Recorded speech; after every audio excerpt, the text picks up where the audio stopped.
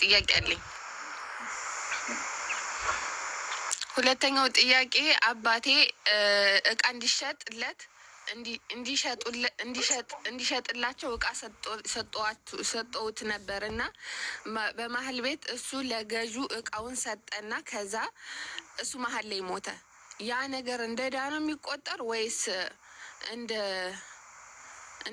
ምንድን ነው የሚቆጠር?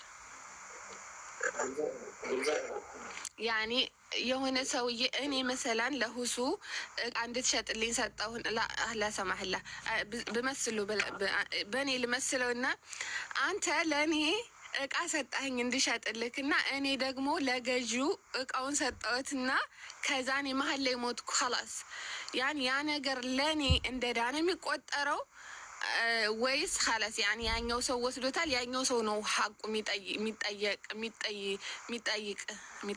የሚሆንበት ሀቅ የሚሆንበት? አንቺ የገዛሽ ሰውዬ ገንዘቡን ለባለቤቱ ለእኔ ይመልሳለሁ ዋናው ማለት ነው።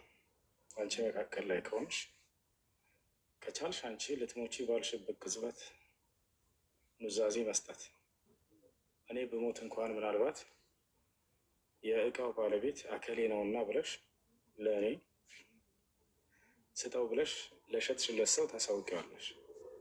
ከዚያ በኋላ ለእኔ አምጥቶ ይሰጣል ንብረት። አንቺ ሳትናገሪስ በዛው ብትሞች የአንቺ ቤተሰቦች ይህን ጉዳይ የሚያውቁ ካሉ ገንዘቡን ከዛ ከሸጥሽለት ሰው ይቀበሉና ለባለቤቱ ሐቁን ያደርሳሉ። ነቢያችን ሰለላሁ ዐለይሂ ወሰለም የታመናችሁበትን አማና ለባለቤቶቹ መልሱ ብሏል። አላህ በቁርአን ላይ ይናገራል። ኢነላሀ የእሙሩኩም አን ቱአዱ ልአማናት ኢላ አህሊሃ፣ አምላካቸው አላህ አማናን ወደ ባለቤቶቹ እንድትመልሱ ያዛችኋል ይላል። ስለዚህ እንደዛ ነው የሚደረገው።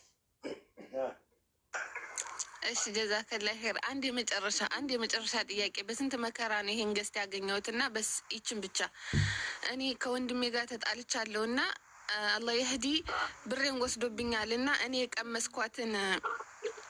የቀመስኩት በዛ ገንዘብ ምክንያት እኔ የቀመስኩትን ምንድን ነው ችግር ወይም ደግሞ መከራ አላህ ያስቀምሰው ብሎ ዱዓ ማድረግ ይቻላል ወይስ እንደው አላህ እጅህን ይስጥህ እንደው አለቀህ ምናምን ብሎ ላይክ የደረሰብኝን ነገር ለሱ መመኘት ይቻላል ወላ ሐራም?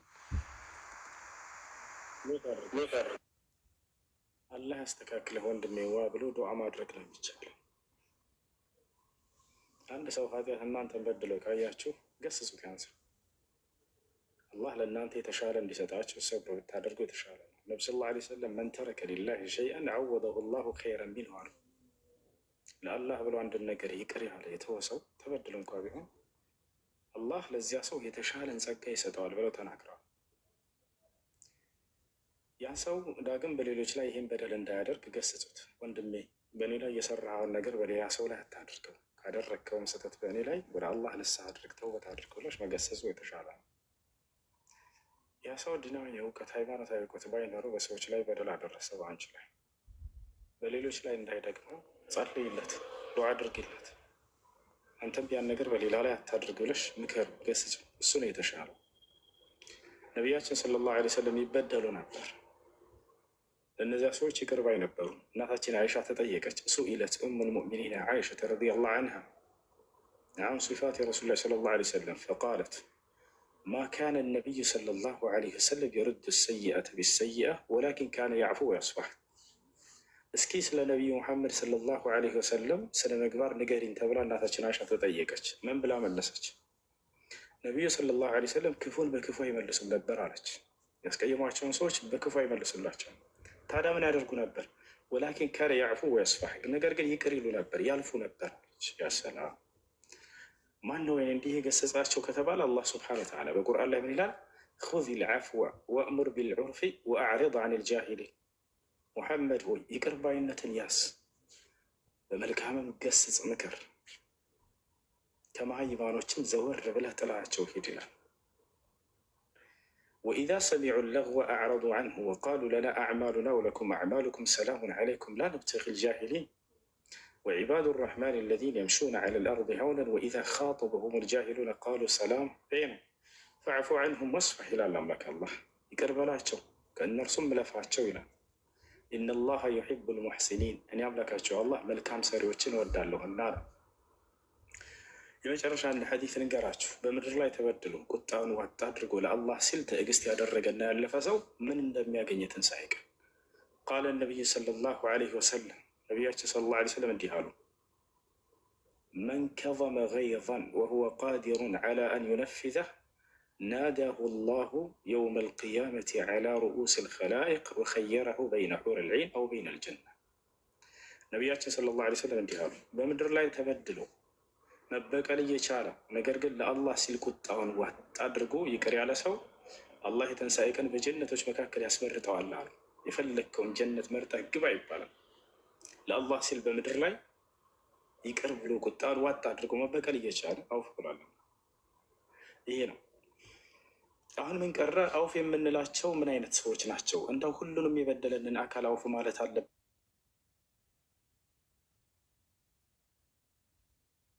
አካል አውፍ ማለት አለብን ወይ ወደ ብለን? በዳዮች ሁለት አይነት ናቸው። አንደኛ በስህተት ይበድላቸውና ተጸጽቶ የሚመጣ ሰው፣ ይቅርታን የሚፈልግ ሰው፣ ይሄን ሰው ይቅር በሉት። ሁለተኛ አውቆ እየበደላቸው ይቅር ብላችሁት፣ ዳግም እየበደላችሁ ይቅር ብላችሁት፣ ይሄ ሰውዬ የእናንተ ይቅርታ ያልገሰጸውና ያልጠቀመው የሆነ ሰው አውፍ ይለኛል እኮ ብሎ ድጋሚ መጥቶ የሚያስቀይሟቸው ሰዎች አሉ አይደለ? ሌላም ሰው እየሄደ እንደፈለገ ያስቀይማል። በቃ አውፍ ይለኛል እያለ የተላመደ ሰው ሰውን በመበደል ላይ ይሄን ሰውዬ አውፍታችሁ አልገሰጸውም፣ እንዳውም እየጎዳው ነው። የዚህ አይነቱን ኢብኑ ዑሰይሚን አውፋት በሉት አሉ። ለምን ከተባለ አውፍታ ለሚጠቅማቸው ሰዎች ነው አውፍ የሚባለው። አውፍ ማለታቸው ግን ያ ሰው በበደሉ ላይ እንዲዘወትር የሚያደርገው እስከሆነ ሁሌ የሚያስቀይማቸውና የሚሰብራቸው የሚጎዳቸው ከሆነ አውፍ ማለታቸው ምንም ካላስቆመው ከዚያ ከጥፋቱ አውፍ ማለቱ እየጎዳው ነው እና አውፍ አለ ለለም ነገ የትንሣኤ ቀን እጠይቅሃለሁኝ ያደረግከኝ በደል በሉት ያንስ። ይሄ ነው። በዚህ አይነት ሰው ላይ ዱዓ ማድረግ ትችላላችሁ ወይ? አዎ ትችላላችሁ። ነቢያችን ሰለላሁ ዐለይሂ ወሰለም ሐዲስ ላይ ምን አሉ? ቃለ ነቢይ ሰለላሁ ዐለይሂ ወሰለም ወተቂ ዳዕወተ ልመዝሉም ፈኢነሁ ለይሰ በይነሃ ወበይነ ላሂ ሒጃብ። የተበደለን ሰው ዱዓ ተጠንቀቁ አሉ። በተበደለ ሰው ዱዓና በአላህ መካከል የሚጋርድ ግርዶሽ የለምና በቀጥታ ዱዓቸው ይደርሳል ብለዋል። ዱዓ ማድረግ እንደሚችሉ ያሳያል። ነገር ግን ያ ሰው በደሉን ያደረገው በስህተት አንድ ጊዜ ከሆነ ይህን ሰው ዱዓ አታድርጉበት። እንዳውም ዱዓ አድርጉለት። መጀመሪያ እንዳልኳቸው ወንድምሽን ወደ አላህ ተውበት እንዲያደርግ ገስጭ፣ ምከር። የተሻለ አይደል? እሱ ነው የተሻለው። አዎ ገብቶኛል። እና ባለፈው እዚህ ገዝት አስገባኝ ብዬ ስጨቃጨቅ ቆይቼ ከዛ ህዝቢ አላህ አለይክ ያሁሱ እያልኩኝ እንትን ስል ነበርና ባዕድን ተሳመህኒ ወላ ላስ ይቅርታና እንትኖችን ማናቸው እነዚህ አድሚኖችን ማለት ነው። ሳሙሆኒ ጀዛከላ ኸይር ተመልሶልኛል። አመሰግናለሁ። ሰላም አለይኩም ወረህመቱላሂ ወበረካቱ። ወአለይኩም ሰላም ወረህመቱላሂ ወበረካቱ። ማሰላማ። እሺ አይ ቀጥሉ። እስሚዞ ሰላም አለይኩም። ወአለይኩም ሰላም ወረህመቱላሂ ወበረካቱ። እንዴት ነህ? ሰላም ነው። ረጅም ጊዜ ከተገናኘን ተጠፋፋ። ማን ነው አይደል? እንቅልፍ የነሳኝ ጥያቄ ነው እና ጥያቄ ያለኝ ወላሂ አልሐምዱሊላህ። እና ፈትዋውን ላገኝ አልቻልኩም። ይሄ እንትን ነው በካንሰር ህመም ምናምን የሚሰቃዩ ሰዎች አሉ አይደል? በጣም የመጨረሻ ደረጃ ላይ ያሉ ሰዎች አሉና በጣም ህመም ላይ ያሉ ሰዎች ዶክተሮች መጥተው ለቤተሰብ ያማክራሉ። በመርፌ እንጨርሳቸው ምናምን ብለው ማለት ነው። በመርፌ ይገደሉ ብለው የመጥተው ያማክራሉ። እና ያን ነገር መስማማቱ ወይም ደግሞ በዛ ነገር እንትን ይሄ ታማሚው ራሱ ቢፈቅድ በዛ ነገር እንዲሞት ቢፈቅድ ራስን ማጥፋት ይሆናል? አዎ አይቻልም፣ አይፈቀድም። የሰው ልጅ ሞት መጥቶ እስኪወስደው ድረስ ህይወትን እንዲያጠፋ አልተፈቀደለትም። እንዲሁም ደግሞ ለዚያ ነገር እንዲስማማ አልተፈቀደለትም። አላህ በቁርአን ላይ ምን ይላል? ማስረጃ ወላ ተቅትሉ አንፉሰኩም ኢነላሀ ካነ ቢኩም ረሒማ ይላል። ነፍሳቸውን ራሳቸውን እንዳትገድሉ ብሎ ቃል በቃል ከልክሏል። እኔ በእናንተ ላይ በጣም አዛኝ ነኝና አለ። ራሱን ያጠፋ ሰው ለደረሰበት ጉዳት ብሎ ያን መቋቋም ስላልቻለ ይሄ ሰው ወደ ጀሃነም ነው የሚሄደው። ነቢያችን ሰለላሁ ዐለይሂ ወሰለም በዘመናቸው አንድ ሶሓባ ነበር፣ በጣም ጀግና ነው። በጅሃድ ቦታ ላይ ሶሓቦች አዩትና በጣም አወደሱት። ማ አሽጃዐ ሀዘ ረሱል ያ ረሱለላህ አሏቸው። አንቱ የአላህ መልእክተኛ ሆይ ምንኛ ጀግና ነው ይህ ሶሓባ ብለው ነገሯቸው። ጅሃድ እያደረጉ ማለት ነው። በመካከል አንድ ጠላት አይቀርበውም ነበር። ማንም ጠላት ሲመጣ ይሰይፋቸው ነበር። ምንኛ ጀግና ነው ሲሏቸው ጊዜ ነቢ ስ ላ ስለም ትንቢትን ተናገሩ። ላኪነሁ ፊናር አሏቸው። ነገር ግን የሚያሳዝነው ይሄ ሰው የእሳት ነው አሏቸው። ምን ማለት ነው? መጨረሻ ላይ ራሱን አጥፍቶ ይሞታል፣ ከዚያም ወደ እሳት ይሄዳል እያሉ ነው። ሰሃቦች በጣም ደነገጡ። አብረውን ከሃዲያኖች ጅሃድ ቦታ ላይ ስለነበር ሰሙ ይሄን ነገር። ትንቢትን ተናገር አይደል አንድ ነቢይ፣ ያ የትንቢቱን መፈጸም ሂደው ያረጋግጡ ነበር። አይምሮ ያለው ህዝብ ነበር የዛኔ፣ ባይቀበሉም እንኳን ነቢይ ትንቢትን ተናግሮ መፈጸሙ የነቢይነቱ ማረጋገጫ እንደሆነ ያውቃል። ከዚያ ሂደው ሲከታተሉት መጨረሻ ላይ ይህ ሶሓባ ልክ ሲጎዳ ጊዜ እጁ ተቆርጠና ተንጠልጥሎ ይህንን ህመም መቋቋም አልቻለም። ወዲያው ሰይፉን ወደ ላይ አደረገና ችካሉን ከታች መሬት ላይ ሰከለና በሆዱ ተኛበት። በሆዱ አስገባው። በቃ ራሱን አጠፋ።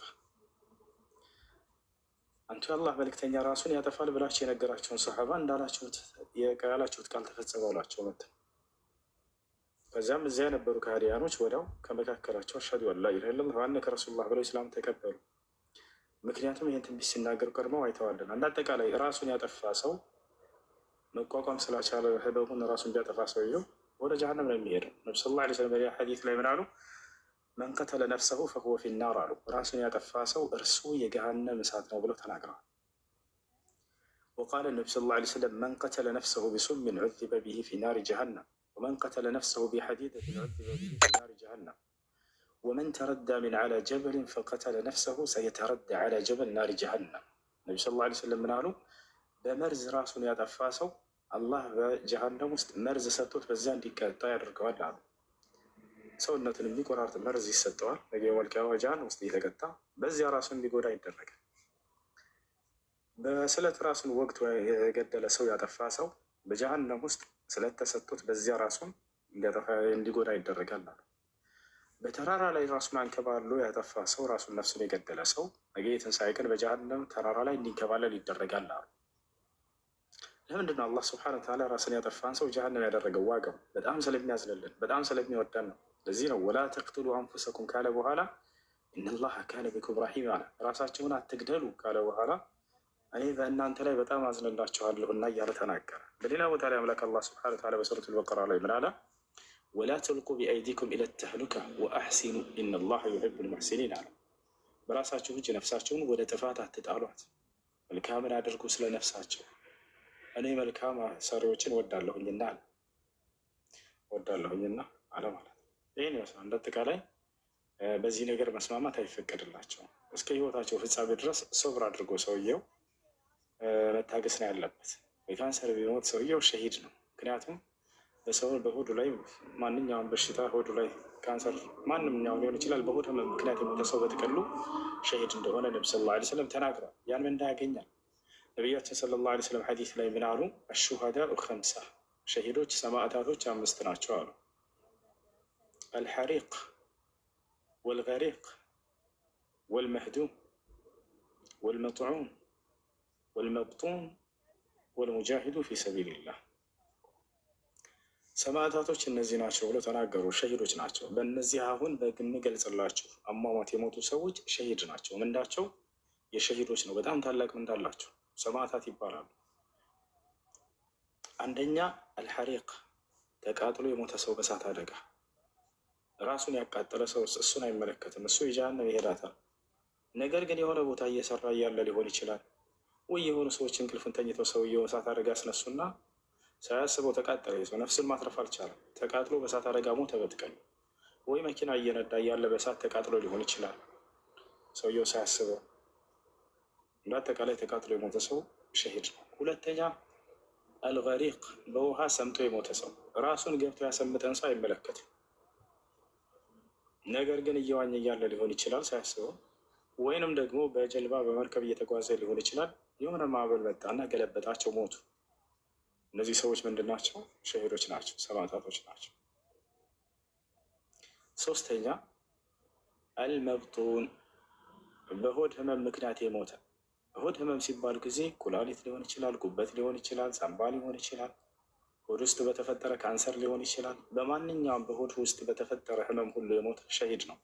እርጉዝ ሴቶች በእርግዝና ቢሞቱ ከነዚህ ይካተታሉ፣ ሸሂዶች ናቸው። በሌላ ሐዲስ ላይ ኻስ በእርግዝና ምክንያት የሞተች ነቢ ሰለላሁ ዐለይሂ ወሰለም ሸሂድ እንደሆነች ልዩ አድርገው ለእርሷ ሐዲስ ተናግረውላታል። በምጥ ምክንያት ብትሞት ሴት ልጅ ሸሂድ ነች፣ ሰማዕታት ከሰማዕታቶች ነች። ሌላኛው ማን ነው? አልመህዱም። መህዱም ማለት የሆነ ነገር ተደርምሶበት የሞተ ሰው፣ ቤት ሊሆን ይችላል፣ ተደርምሶበት ሞተ። በመኪና አደጋ የሞተ ሰው ከዚህ እንደሚጠቃለል ታላቁ ዓሊም ሼክ አብዱልዓዚዝ ብን ባዝ ረሒመሁላህ ተዓላ ተናግረዋል። በመኪና አደጋ ተገልብጦ ሊሆን ይችላል፣ ተጋጭቶ ሊሆን ይችላል፣ መኪና ተጭኖት ሊሆን ይችላል፣ የሆነ ዛፍ ተጭኖት ሊሆን ይችላል። ድንጋይ መጥቶ ከላይ አናቱን አለውና ተደርምሶበት ያ ሞተ። ይህ ሰውዬ ከሸሂዶች ነው።